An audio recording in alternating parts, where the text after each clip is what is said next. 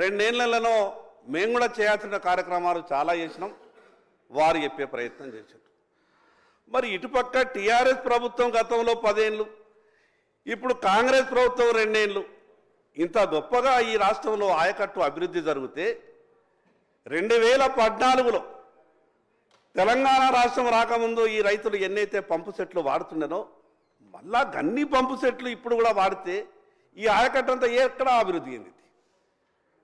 వాళ్ళు చేసిన గొప్పతనం, మీరు చేసిన గొప్పతనం అక్కడ ఏ రాష్ట్రానికి వెళ్ళింది?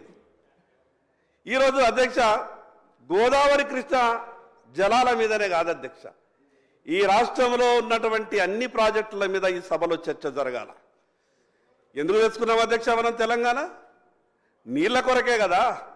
మన బాధంతా ఆ రోజు ఉద్యమ సమయంలో ఏం మాట్లాడాము అధ్యక్ష? నీళ్ళు వస్తాయన్నాం, నిధులు వస్తాయన్నాం, నియామకాలు జరుగుతాయని అన్నాం. నీళ్ళు ఎటువరియో కనిపిస్తలేవు. ఇక నిధుల సంగతి అయితే అచ్చుడు దేవుడు, ఏది అడిగినా కూడా రాష్ట్రం అప్పుల ఊబిలో కూరుకుపోయిందంటున్నారు. ఇంటికి ఒక ఉద్యోగం అన్నాం.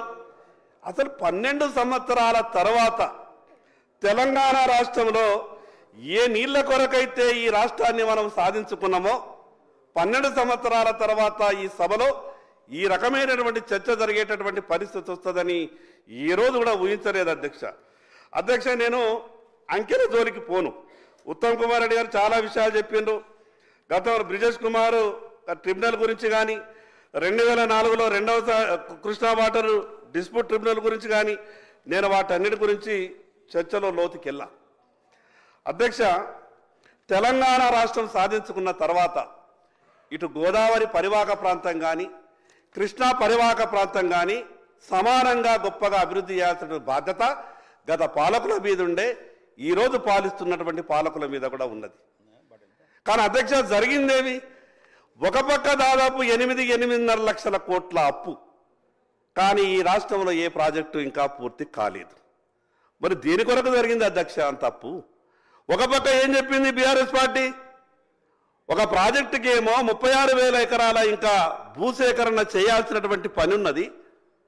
46,000 ఎకరాల భూసేకరణ చేసే ప్రాజెక్టు కేవలం 10,000 ఎకరాల భూసేకరణ జరిగి ఇంకా 36,000 ఎకరాల భూసేకరణ జరగాల్సున్నా కానీ చెప్పే మాటలలో ఏం చెప్పారు అధ్యక్ష? 92% పనులు పూర్తి చేసినామన్నారు. ఎట్లా? ప్రాజెక్టు ఆకాశంలో కట్టినరా? భూసేకరణ చేయకుండా 96% ఆ ప్రాజెక్టుని ఎట్లా పూర్తి చేయగలుగుతారు? అంటే అసలు తెలంగాణ ప్రజలు మేము ఏం చెప్పినా ఈ శాసనసభలో ఇద్దరేమో, వాళ్ళకు మిగతా టెక్నికల్ విషయాలు వాళ్ళకేం అర్థమని అనుకుంటున్నామో. కానీ ఈ రకమైనటువంటి సభలోని ఇంత గందరగోళం. కల్వకుర్తి లిఫ్ట్ ఇరిగేషన్, ఆ కల్వకుర్తి లిఫ్ట్ ఇరిగేషన్లో సజ్జిపుల్ పూర్తిగా మునిగిపోయి ఆ పథకం ఆగిపోతే గత ప్రభుత్వం రిపేర్ చేయించలేదు. పోనీ ఈ ప్రభుత్వం వచ్చి కూడా 2 ఏళ్ళు అయింది కదా, ఈ ప్రభుత్వం కూడా రిపేర్ చేయించలేదు. జరిగిన నష్టానికి కాంగ్రెస్ బీఆర్ఎస్ 2 రాజకీయ పార్టీలు బాధ్యత కాదా అధ్యక్ష? పాలమూరు రంగారెడ్డి పథకం శంకుస్థాపన సందర్భంగా కేసీఆర్ గారు మాట్లాడినటువంటి మాటల్ని ఒకసారి గుర్తు చేసుకోవాలి. పక్కనున్నటువంటి కాంట్రాక్టర్ని పిలిచి కేసీఆర్ గారు ఆ రోజు ఏమన్నారు? ఏమయ్యా, ఈ ప్రాజెక్టు నువ్వే కడుతున్నావా? ప్రాజెక్టుతో పాటు నాకు కూడా ఒక రూమ్ కట్టించు, నేనుండి 2 రోజులకు ఒకసారి ఇక్కడికి వస్తా, నువ్వు కట్టించేటటువంటి రూముల్లో ఉంటా, కేవలం నువ్వు ప్రాజెక్టు కడితే కుదరది, నాకు కూడా ఒక రూమ్ కట్టియాలా, నేను ఇక్కడనే ఉండి ఈ ప్రాజెక్టుని పూర్తి చేసే బాధ్యత నాది అన్నాడు. కానీ ఏమైంది అధ్యక్ష? ఇప్పటికీ ఆ ప్రాజెక్టుకు అతిగతి లేకుండా పోయింది. అధ్యక్ష, ఎన్టీ రామారావు గారి కాలంలో చర్చ మొదలుపెట్టి రాజశేఖర రెడ్డి గారి కాలంలో మొదలైనటువంటి ఎస్ఎల్బీసీ ప్రాజెక్టు నల్లమల అటవీ ప్రాంతంలో 36 కిలోమీటర్ల టన్నెల్ ద్వారా శ్రీశైలం నుంచి నక్కలగండి వరకు గ్రావిటీ ద్వారా నీళ్లు రావాల్సి ఉండే. ఆ ప్రాజెక్టును తట్టడి మట్టడి కూడా తీయలేదు. కేసీఆర్ గారి పాలనలో అన్ని ప్రాజెక్టుల దగ్గర అన్నట్టే ఇక్కడ కూడా కుర్చీ చేసుకొని కట్టిస్తా అన్నాడు. ఇక ప్రాజెక్టుకు ఒక కుర్చీ. అంతేకాకుండా అధ్యక్ష, ఆ సొరంగం దవ్వేటటువంటి కాంట్రాక్టర్ పెండింగ్ బిల్లులు చెల్లించకపోవడంతో టన్నెల్లో ఇరుక్కుపోయినటువంటి మిషన్ 10 ఏళ్ళు అట్లనే ఉన్నా దాని కారణంగా మొన్న ప్రమాదం జరిగింది. అంతమంది ప్రాణాలు పోవడానికి గత పాలకులు, ఇప్పుడున్నటువంటి పాలకులు బాధ్యత కాదా అధ్యక్ష? బీఆర్ఎస్ వల్లనైతే పాలమూరుకు అన్యాయం జరిగింది, దాంట్లో ఏమాత్రం అనుమానం లేదు. కానీ 2023లో మా పాలమూరు బిడ్డ ఈ రాష్ట్రానికి ముఖ్యమంత్రి అయిందని అక్కడి ప్రజలు సంతోషపడ్డారు. నిర్లక్ష్యానికి గురైనటువంటి ఎస్ఎల్బీసీ ప్రాజెక్టు ముఖ్యమంత్రి రేవంత్ రెడ్డి గారి ఊరికి చాలా దగ్గర ఉన్నది. ఈ ప్రాజెక్టు పూర్తవుతుందని అక్కడ ప్రజలు కలలు కంటున్నారు. కానీ 2 ఏళ్ళు అయ్యింది సార్, మేము 10 నిమిషాలలో వచ్చేస్తాం. 10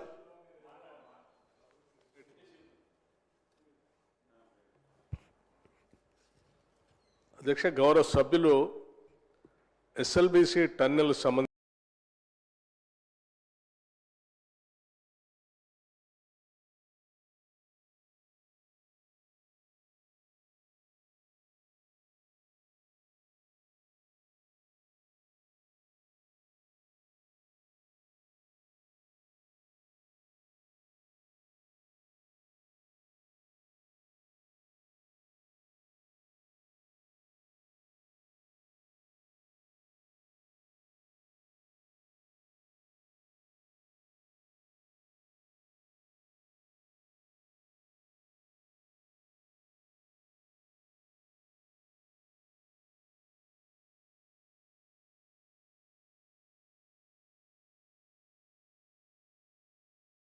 మార్క్స్ అట్లా ప్రభుత్వం చాలా సీరియస్గా తీసుకుని దాన్ని చేసింది.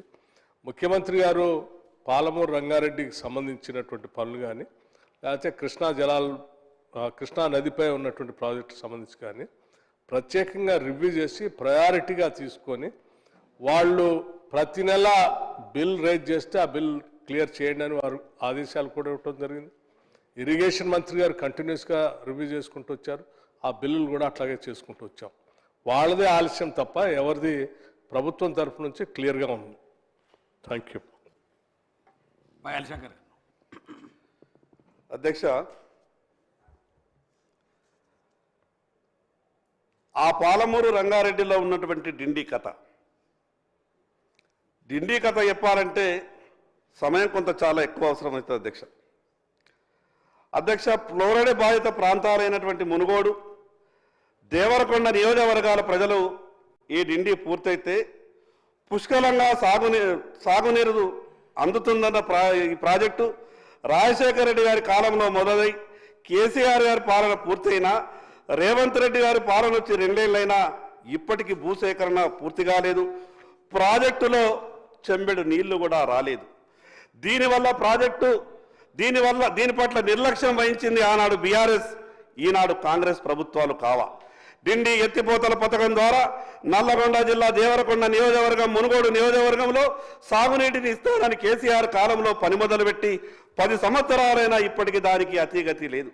అధ్యక్ష, తెలంగాణ రాష్ట్రం ఏర్పడిన తర్వాత కేసీఆర్ గారి నాయకత్వంలోని టీఆర్ఎస్ ప్రభుత్వం కేంద్ర ప్రభుత్వం వద్ద బచావత్ ట్రిబ్యునల్ అవార్డు ప్రకారం ఉమ్మడి ఆంధ్రప్రదేశ్ వాడుకోవాల్సినటువంటి 811 టీఎంసీల నీటిలో 299 టీఎంసీలు తెలంగాణకు, 512 టీఎంసీల నీళ్లు ఆంధ్రప్రదేశ్ వినియోగించుకునే విధంగా ఒప్పుకుంటూ సంతకం చేసిన మాట వాస్తవమని ఈరోజు ఉత్తరాల ద్వారా ఉత్తమ్ కుమార్ రెడ్డి గారు చాలా క్లియర్గా క్లారిఫికేషన్ చెప్పారు. మరోపక్క ఏం చేశారు అధ్యక్ష, అదేదో కేంద్ర ప్రభుత్వం తప్పిదం అన్నట్టు కేంద్ర ప్రభుత్వాన్ని బదనాం చేసే విధంగా వీళ్ళేమో సంతకాలు పెట్టుకుంటారు, వీళ్ళేమో దావతులు చేసుకుంటారు, వీళ్ళేమో అన్ని రకాలుగా ఇచ్చకాలు పుచ్చకాలు చేసుకుంటారు. ఈ రకంగా చావు నోట్లో తలకాయ పెట్టి తెలంగాణ రాష్ట్రాన్ని తీసుకొచ్చినానికి గొప్పలు చెప్పినటువంటి కేసీఆర్ గారు 299 టీఎంసీలకి సంతకం పెట్టాల్సిన అవసరం ఎందుకు వచ్చిందో ఈరోజు సభలో ఉండి జవాబు చెప్పాల్సిన బాధ్యత 10 ఏళ్లు పాలించినటువంటి బీఆర్ఎస్ పార్టీ మీద ఉండే. కానీ ఎందుకో మరి వాళ్ళు ఏ రకమైనటువంటి ఆలోచనతో ఈ తెలంగాణ రాష్ట్ర ప్రజలకు జవాబు చెప్తలేరో వాళ్ళు సమాధానం చెప్పాల. అధ్యక్ష, తెలంగాణకు ప్రత్యేకంగా కృష్ణా బేసిన్ జిల్లా, తెలంగాణకు ప్రత్యేకంగా కృష్ణా బేసిన్ జిల్లాలకు శాపంగా మారిన తొలి ఒప్పందం, దాని గురించి చర్చ జరగాలి అధ్యక్ష.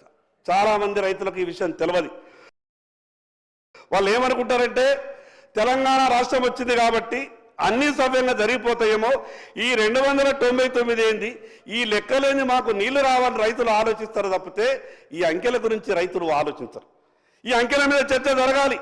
తెలంగాణ రాష్ట్రం వచ్చిన తర్వాత 2014 నుంచి 23 వరకు ఈ రాష్ట్రాన్ని పరిపాలించినటువంటి ఆనాటి ప్రభుత్వం ఏ రకంగా రైతులని మోసం చేసిందో ఈ సభలో చర్చ జరగాలి. రంగారెడ్డి ప్రాజెక్టు ద్వారా 4 ఉమ్మడి జిల్లాలకు నీళ్ళిచ్చే సంగతి దేవుడెరుగు. గత ప్రభుత్వ పెద్దల స్వార్థమా ఇంకేమైనా లాలుచా ఏవో తెలియదు కానీ ఆ ఇంటెక్ విల్ డిజైన్ మార్చి ఓపెన్గా ఉన్నదాన్ని అండర్ గ్రౌండ్కు మార్చడం వల్ల పక్కనే ఉన్న కల్వకుర్తి లిఫ్ట్ ఇరిగేషన్ ప్రమాదానికి గురైంది. అండర్ గ్రౌండ్లో సర్జిపూల్ నిర్మాణం వల్ల ఆ వైబ్రేషన్తో అతి దగ్గరలో ఉన్న కల్వకుర్తి లిఫ్ట్ ఇరిగేషన్ సర్జిపూల్కు క్రాక్స్ వస్తాయని ఆనాటి ఎంతో మంది ఇంజనీర్లు గత ప్రభుత్వానికి హెచ్చరించినా పెడచెవిన పెట్టి మేమే మేధావులమని మాకు తెలిసిందే చేస్తామని ముందుకు పోయి కల్వకుర్తిని కూడా ముంచిన మాట వాస్తవం కాదా? అధ్యక్ష, నేను ఈ ప్రభుత్వాన్ని కూడా ప్రశ్నిస్తున్నా.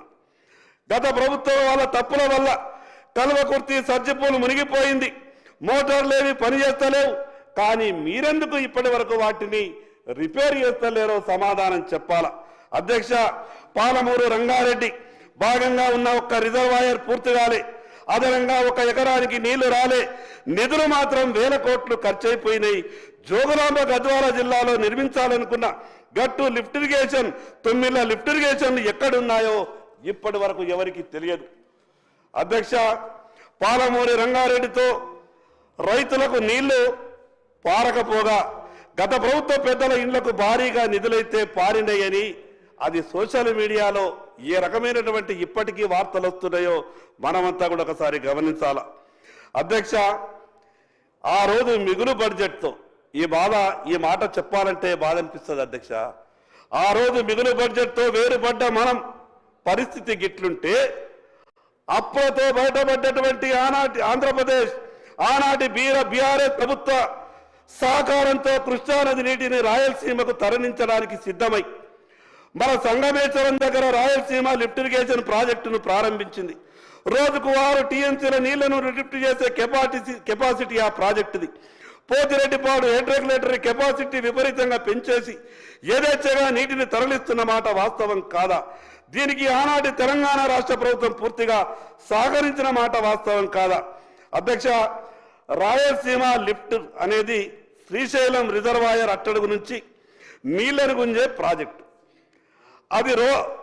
అది రోజు నీళ్లను లిఫ్ట్ చేయడం స్టార్ట్ చేస్తే కేవలం కొన్ని రోజుల్లోనే శ్రీశైలం రిజర్వాయర్ ఖాళీ అవుతుంది.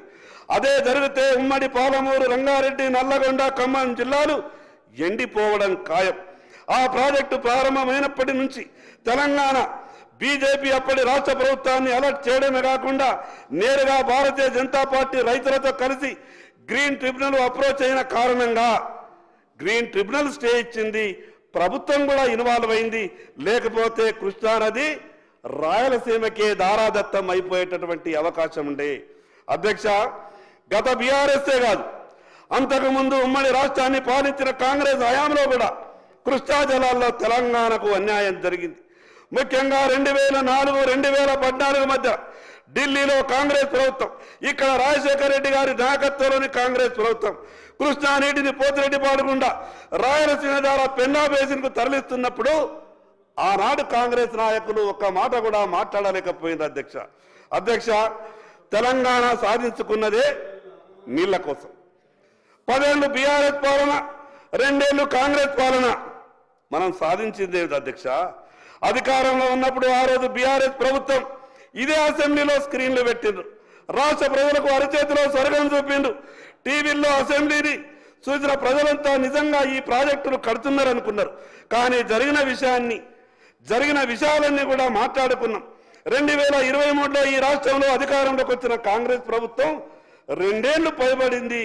మరి వాళ్ళు సాధించింది ఏమిదో కాంగ్రెస్ ప్రభుత్వం ఈ సభకు తెలంగాణ ప్రజలకు సమాధానం చెప్పాలా?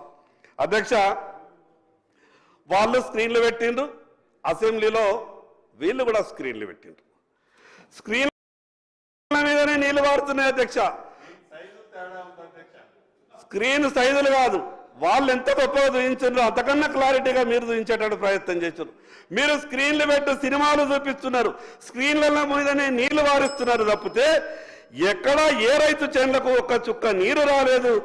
ఎందుకు ఇప్పటి వరకు అదనంగా ఎకరం సాగునీరు పారుతలేదో ఈ ప్రభుత్వం ప్రజలకు సమాధానం చెప్పాల. అధ్యక్ష, మన పక్క రాష్ట్రమైనటువంటి ఆంధ్రప్రదేశ్ కృష్ణానదిని రాయలసీమకు తరలించి ఇప్పటికే నిర్మించబడ్డ ఎస్ఆర్బీసీ ప్రాజెక్టుతో పాటు హంద్రినీవా, గాలేరు నగరి, వెలుగొండ ప్రాజెక్టులను దాదాపు పూర్తి చేసుకుని వాళ్ళు నీరు వారించుకుంటే మనం మాత్రం అసెంబ్లీలో స్క్రీన్లు పెట్టుకొని రాష్ట్రంలో అయిన అప్పుల మీద, చేసిన తప్పుల మీద